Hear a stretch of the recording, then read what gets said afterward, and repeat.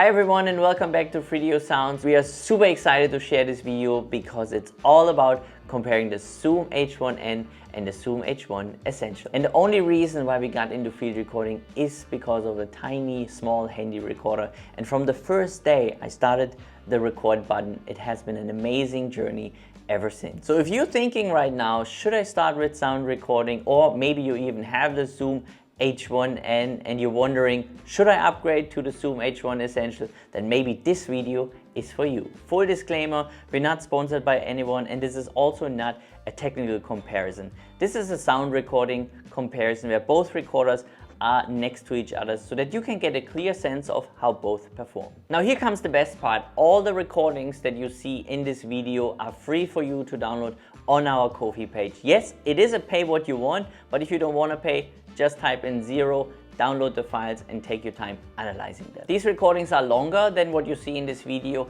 and if you feel like supporting us, then we're very grateful so that we can keep creating content like this one. To make things easier, we added timestamps in the description so you can just jump around the scene that interests you the most, and after we went through all the scenes, feel free to stick around so we talk a little bit more about both recording devices and share our thoughts. Alright, let's dive in, but stop! Make sure you turn over your stable volume. And now let's head over to the first scene here in Chiang Mai, Thailand.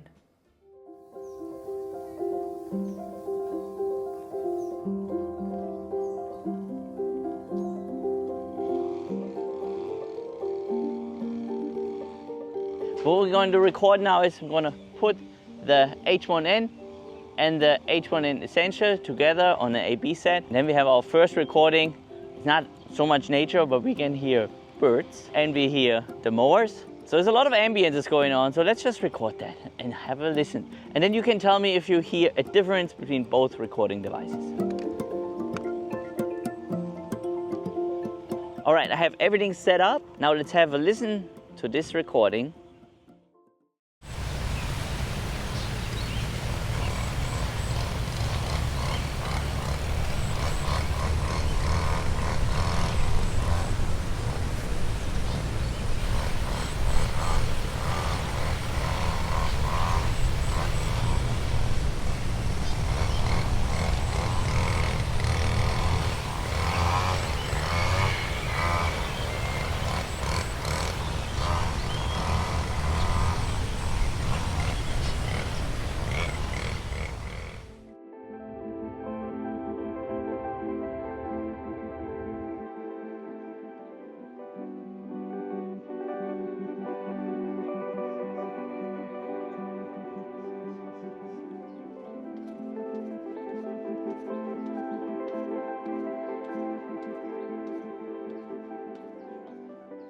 Good morning everyone, it's a beautiful day here in Chiang Mai. We just went up to the temple and we had this magical sunrise, and let's hope we can record some nice morning ambience. Now what I try to do is, since the traffic is behind me, I try to face this way and maybe we get a little bit of separation. Okay, let's have a listen.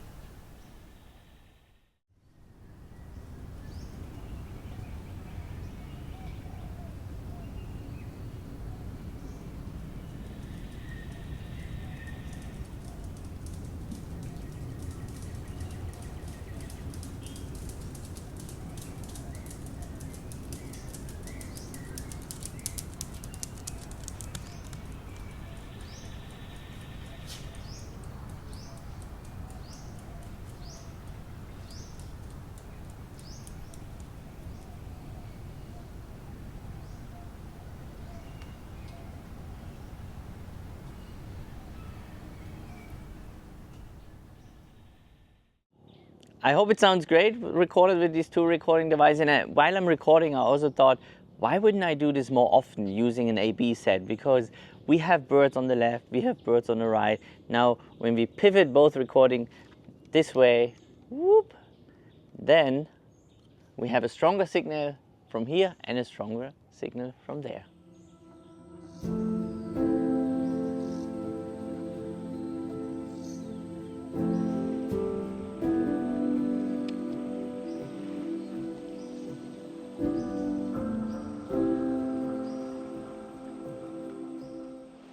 And we made it to one of the national parks very close here to Chiang Mai.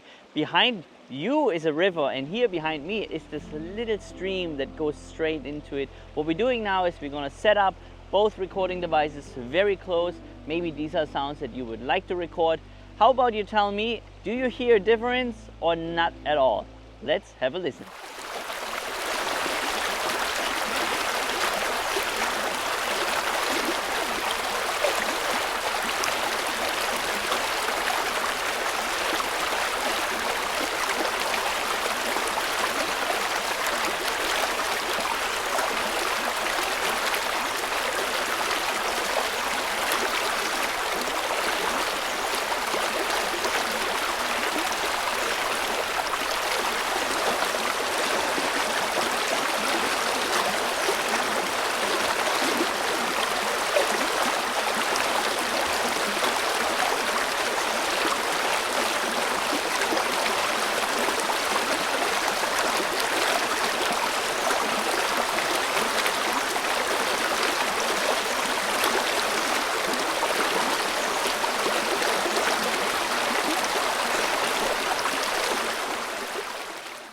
Now, if you have listened to our last recordings on the river with headphones, you may have noticed a slight rumble in one of the recordings, and that's because we put the tripod very close to the water. And when it comes to shock absorption, I believe that the Zoom H1n Essential did a little bit of a better job than the Zoom H1n.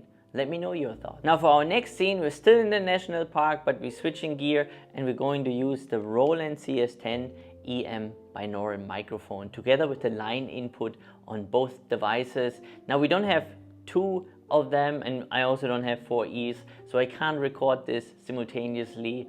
So what we're doing is we're going to record first on the Zoom H1n Essential and then on the Zoom H1n. Okay, get your headphones ready and let's get right back into the scene.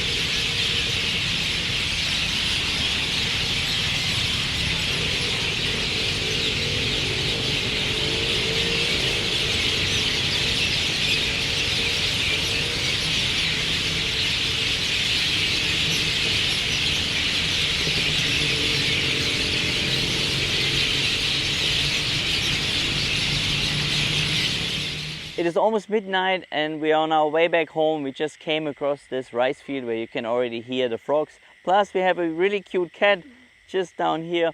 So now what we're gonna do is let's just have a listen to the sounds of the frogs.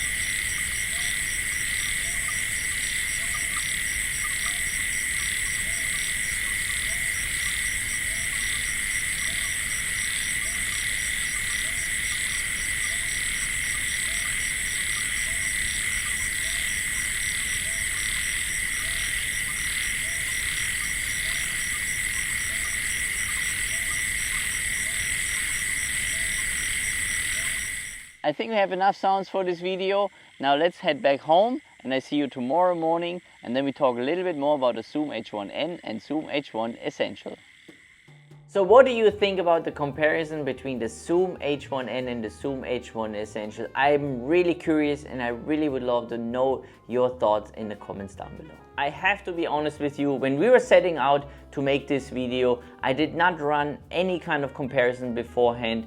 We went out, we started filming, I started recording, we came back home, and then when I started editing, I noticed something very surprising. And I'm certain that you noticed it too, especially in the quieter environment. There is an audible difference between both recording devices. So from a sound quality perspective, especially when we talk about the scenes that we showed you in this video, I do believe the Zoom H1 has the edge. It has less noise and I feel like it is an audible difference. But please let me know in the comments down below if you feel the same way. Now, if you like us and you already own the Zoom H1n, I don't see a strong reason why you should upgrade to the Zoom H1 Essential, especially when we just talk about field recording. But here's the thing, it's not always about field recording, and if you're a videographer, a content creator, or somebody who works in the wedding industry, or you really need audio guidance, I do believe the Zoom H1 Essential is still a great choice. But there's another elephant in the room, and that is the technology that is evolving around us, and that is one of the reasons why I'm leaning more into recording in 32-bit than in 24-bit. Right now, 24-bit is what is accepted everywhere. And if you want to do your own recordings, I don't think you need to really think about 24-bit and 32-bit. But what is if you're a sound library owner? Could it be that, let's say, in 10 years, 32-bit would be the industry standard? It's hard to say, but it's definitely something to consider. And that is one of the main reasons why I personally love to record in 32-bit, because it just future-proofs our work and it gives me a little bit more peace of mind knowing that I record in the best quality possible that is available today. At the end of the day, both recording devices have their strengths and they have their weaknesses, and it really depends on what you would like to use them for. And if you're just starting out, both recording devices will serve you well for training, experimenting and learning. And who knows, we started out recording sounds with a small recorder like this 7 years ago, and if you're starting out today, who knows where you will be in 7 years. Thank you so much for watching, and remember, all the sounds that we have recorded for this video are completely free for you to download on our Ko-fi page. Alright, this is it from us today. Happy recording, and we can't wait to see you in our next video, which will be about the Zoom H2 Essential, which should arrive hopefully today.